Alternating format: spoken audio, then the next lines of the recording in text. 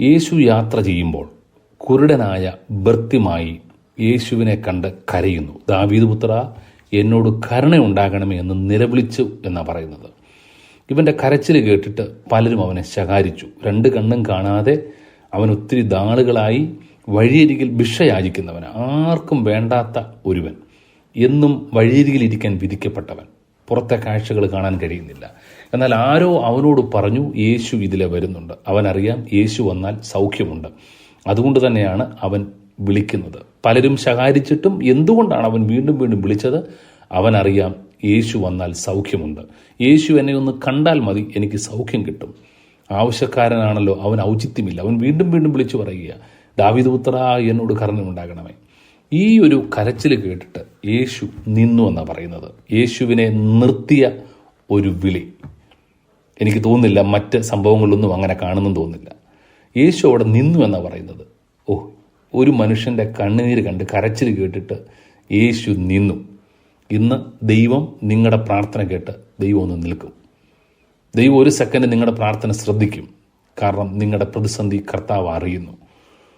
യേശു നിങ്ങളുടെ പ്രശ്നത്തെ അറിയുന്നുണ്ട്. യേശു നിന്നെന്നാണ് പറയുന്നത്. Jesus stood for a while.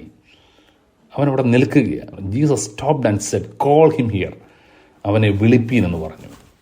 യേശുവിൻ്റെ അടുത്തേക്ക് അവനെ വിളിക്കുകയാണ്. യേശു അവനടുത്തേക്ക് വിളിക്കുന്നു. എന്നിട്ട് രണ്ട് വാക്കുകളുണ്ട്: ധൈര്യപ്പെടുക, എഴുന്നേൽക്കുക. ശിഷ്യന്മാരാണ് പറയുന്നത് അവനോട്. യേശു നിന്നെ വിളിക്കുന്നു. ഈ രണ്ട് വാക്കുകൾ നിങ്ങൾ വീണ്ടും ശ്രദ്ധിച്ച് കേൾക്കണം. ധൈര്യപ്പെടുക, എഴുന്നേൽക്കുക. Take courage and stand up. എഴുന്നേൽക്കുക. ഇന്ന് നിങ്ങൾ എവിടെയാണ് ആയിരിക്കുന്നത് അവിടെ നിന്ന് എഴുന്നേൽക്കുക. ചില ആളുകൾ മടിയിലും അലസതയിലുമാണ്. മറ്റു ചില ആളുകൾ രോഗത്തിലും പ്രതിസന്ധിയിലുമാണ്. വേറെ ചില ആളുകൾ നിരാശയിലും ദുഃഖത്തിലുമാണ്. കർത്താവ് പറയുന്നത് സ്റ്റാൻഡപ്പ്, നിങ്ങളൊന്ന് എഴുന്നേൽക്കുക. തീർന്നുപോയി, എല്ലാം കഴിഞ്ഞു, ഇനിയും പ്രതീക്ഷയില്ലെന്ന് നിങ്ങൾ പറയുമ്പം കർത്താവ് നിൽക്കുക നിങ്ങൾക്ക് വേണ്ടി. എന്നിട്ട് പറയുക, നിങ്ങൾ എഴുന്നേൽക്കുക. നിങ്ങളുടെ പ്രതിസന്ധിയെ മാറ്റാനായിട്ട് യേശു വരികയാണ്. വിശ്വസിക്കാൻ കഴിയുമ്പോൾ തന്നെ സൗഖ്യം വ്യാപരിക്കുക. സാധാരണ വൈദ്യശാസ്ത്രം പറയുന്നത് എത്ര വലിയ രോഗമാണെങ്കിലും അതിൻ്റെ സൗഖ്യം 50% ഡോക്ടർമാരുടെ കയ്യിലാണ്, ബാക്കി 50% ആ വ്യക്തിയിൽ തന്നെയാണ്.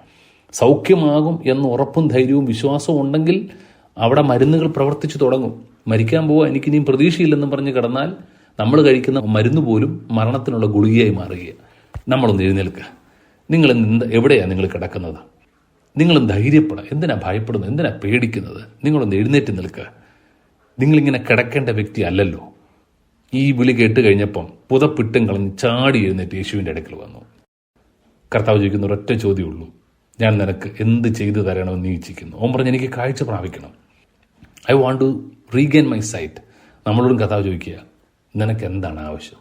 ഒറ്റ കാര്യം പറഞ്ഞാൽ മതി. കർത്താവ്, എനിക്ക് കാഴ്ച പ്രാപിക്കണം.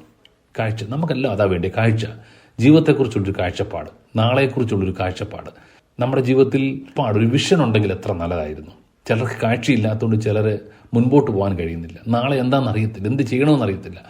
ദൈനംദിനം നമ്മുടെ കണ്ണുകൾക്ക് കാഴ്ച പ്രാപിക്കണം. ആ കണ്ണുകൾക്ക് ലേപം വേണം. കണ്ണുകളുടെ കാഴ്ച വർദ്ധിക്കണം. കർത്താവേ, ഞങ്ങളുടെ പ്രിയ സ്നേഹിതന്, പ്രിയ സഹോദരന് ഒരു ഉൾക്കാഴ്ച, ഒരു ആത്മീക ദർശനം, കാഴ്ചപ്പാട് കർത്താവ് പകരണമേ. ഭൃത്യമായ കർത്താവ് തൊട്ടതുപോലെ ചിലരെ കർത്താവ് തൊടണം. ചിലരെ ഒന്ന് പിടിച്ച് എഴുന്നേൽപ്പിക്കണം. കർത്താവിനോട് ചിലത് ചെയ്യാനുള്ള ധൈര്യം പകരണം.